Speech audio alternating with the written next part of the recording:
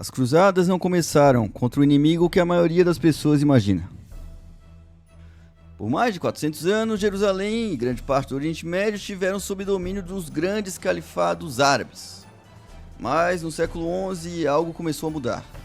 Um novo povo apareceu no coração do mundo islâmico. Vindo das vastas planícies da Ásia Central, guerreiros turcos se tornaram uma força militar temida. Cavaleiros capazes de disparar flechas enquanto galopavam em alta velocidade. Primeiro serviram como soldados, depois como comandantes. E em pouco tempo passaram a dominar os exércitos e a política do Oriente Médio.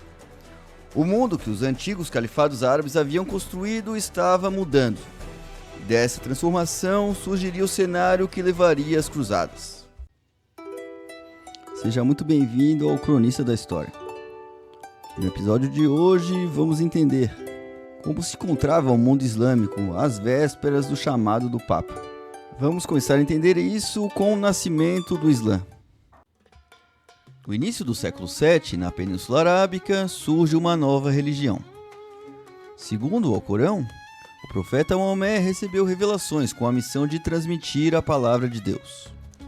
Perseguido no começo, ele se mudou de Meca para Medina, no evento que inaugura o calendário islâmico, onde conseguiu o apoio que precisava para unificar boa parte da Península Arábica em torno da nova religião que nascia, ainda que também por meios militares.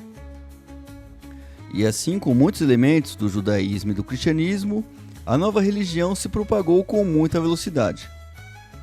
Com Abu Bakr, o sogro de Maomé, o primeiro califado islâmico começou a conquista de mais territórios. A primeira grande batalha entre o Islã e o Império Bizantino Cristão foi a Batalha de Yarmouk, ocorrida em 636, com uma vitória decisiva para as forças muçulmanas do Califado Ortodoxo, marcando o fim do domínio bizantino na província da Síria. O exército árabe aproveitou que bizantinos e persas travavam uma longa batalha há muito tempo.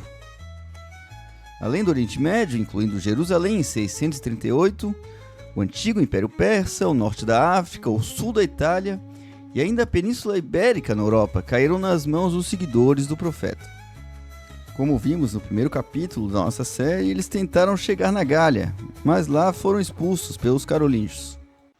E assim como seus contemporâneos francos, o Império do Islã se acabou por dentro, e é uma fragmentação que remonta desde a morte do profeta Maomé.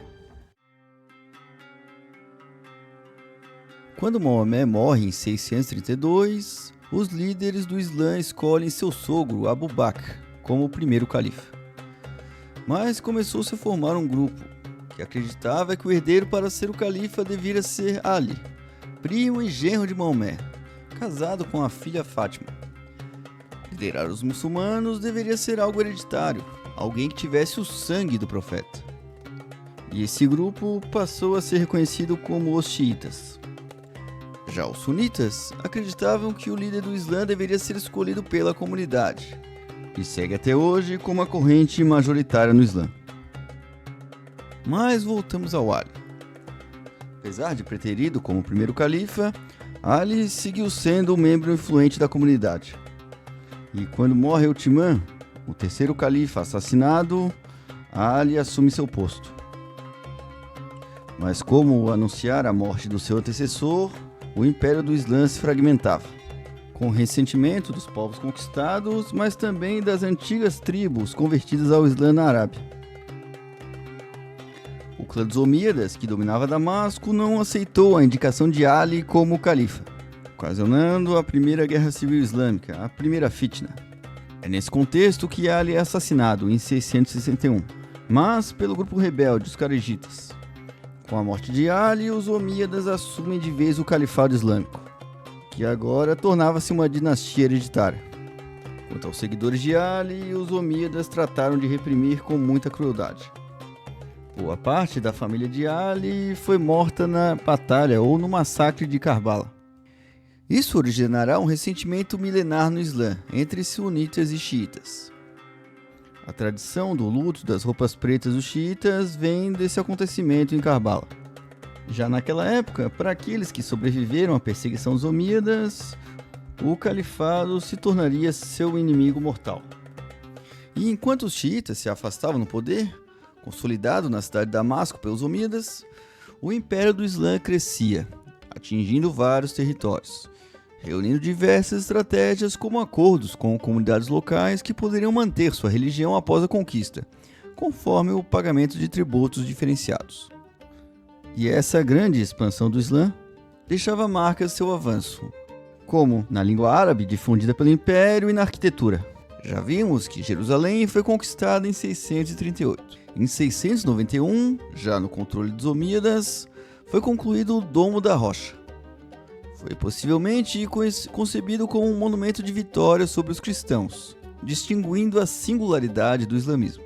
Mas houve uma convivência mais ou menos pacífica que garantiu a peregrinação dos cristãos até a Terra Santa por boa parte da Idade Média, onde poderiam visitar Belém, onde nasceu Jesus, rezar na igreja do Santo Sepulcro em Jerusalém, onde Jesus teria ressuscitado e posteriormente subido aos céus. Mas Jerusalém sempre foi um alvo disputado. Além dos judeus que consideravam Jerusalém sua antiga capital, cidade do templo do rei Salomão, os muçulmanos também tinham em Jerusalém uma cidade muito importante. Foi para lá que o profeta Maomé tinha sido transportado. De lá teria subido aos céus e visto suas maravilhas. Inclusive, durante a vida de Maomé, os muçulmanos chegaram a rezar em direção a Jerusalém, ao invés de Meca. Num cenário extremamente conturbado, os omíadas governaram, até serem derrubados na Revolução Abássida, onde a nova dinastia tomou o poder em 750. Dos muitos motivos para o enfraquecimento dos omíadas, questionava-se que eles davam muito privilégios à elite árabe, dentro de um império já multifacetado. E apesar de sunitas, os abássidas contaram com o apoio dos xiitas para tomarem o poder. Sabiamente, espalharam pelo império que quem assumiria seria alguém da família de Maomé. Mas a descendência dos abássidas vinha do tio de Maomé, Abbas, e não de Ali, o favorito dos xiitas. E dessa forma, logo se desfez a aliança dos abássidas e dos xiitas. Com mão de ferro, os abássidas eliminaram toda e qualquer concorrência à sua dinastia. Já por outro lado, é durante o período do Califado Abássida que acontece o grande esplendor da cultura islâmica. A álgebra, astronomia, arquitetura, artes, tudo isso florescia no ambiente que cultuava o saber e soube dar importância ao conhecimento adquirido dos gregos, que já era forte entre os persas. A medicina moderna, assim como pilares da navegação e da astronomia, surgem dentro desse contexto. Na bela capital Bagdá, a Casa da Sabedoria, Bait al-Hikmah, foi estabelecida para servir ao propósito de espalhar o conhecimento. Nela, as obras clássicas dos gregos foram traduzidas para o árabe e depois para outras línguas, quando foram vitais para o período do Renascimento na Europa, no século XVI. O Império Abássida teve seu longo declínio começando com uma guerra entre irmãos, abrindo espaço para governantes regionais terem mais autonomia. Quase no mesmo momento em que na Europa explode a Guerra Civil Carolíngia entre os netos de Carlos Magno. Como na Europa, os abássidas perderam força, e o califa foi se tornando uma figura espiritual, e o poder militar descentralizado.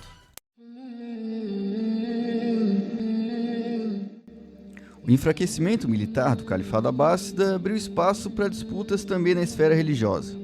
Nesse contexto, surgiu um movimento xiita, que reivindicava a legitimidade ao afirmar a descendência de Ali e de Fátima, contestando assim a autoridade abássida e dando origem a outro califado. A partir do Egito, o califado fatimida de Fátima, filha do profeta, dominou também boa parte do norte da África, até a conturbada Ásia Menor. No Levante, o califa Al-Hakim, conhecido também como o Califa Louco, em 1009 ordenou a destruição da Igreja do Santo Sepulcro em Jerusalém, um cenário de perseguição a cristãos e judeus. A igreja foi reconstruída alguns anos depois com a permissão do seu filho. E os fatimidas, apesar da força vinda da sua capital Cairo, no Egito, não chegariam à força dos omíadas e abássidas. Mas agora falemos dos guerreiros que citamos na nossa introdução. Os turcos seljúcidas. Eles vieram das longínquas estepes, próximas ao Mar de Aral, no que hoje seria o Turcomenistão. Como vimos no capítulo sobre os francos e a queda de Roma, guerreiros das estepes montados a cavalo costumam sacudir impérios. Hunos, seljúcidas e mongóis fazem parte dessa estatística. Mas vamos focar agora nos guerreiros protagonistas do chamado das cruzadas. Ainda que convertidos ao Islã, a partir dos anos 1000 eles derrubaram várias posições dos abássidas e dos fatimidas, até que em 1065 começaram a adentrar as fronteiras do Império Bizantino. Os bizantinos estavam de certa forma desesperados com o avanço dos seljúcidas. Manziquerta, em 1071, é uma derrota histórica, uma das maiores do Império sem dúvida.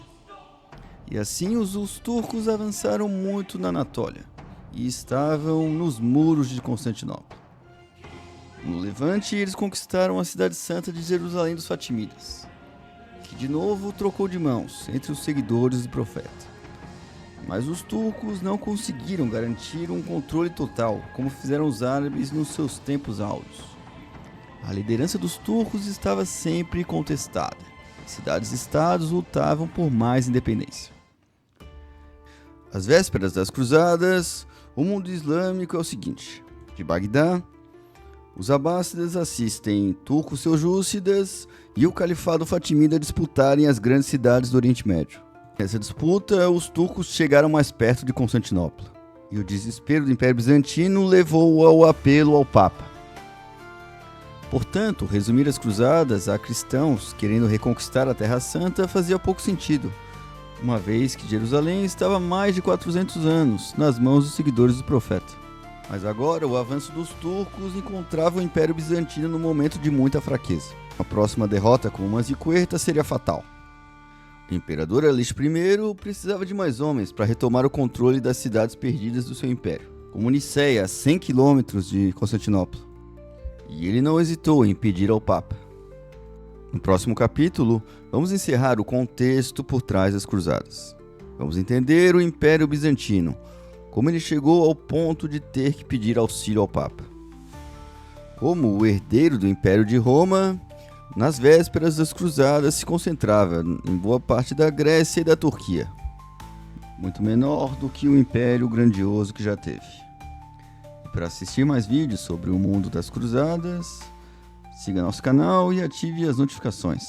Até lá!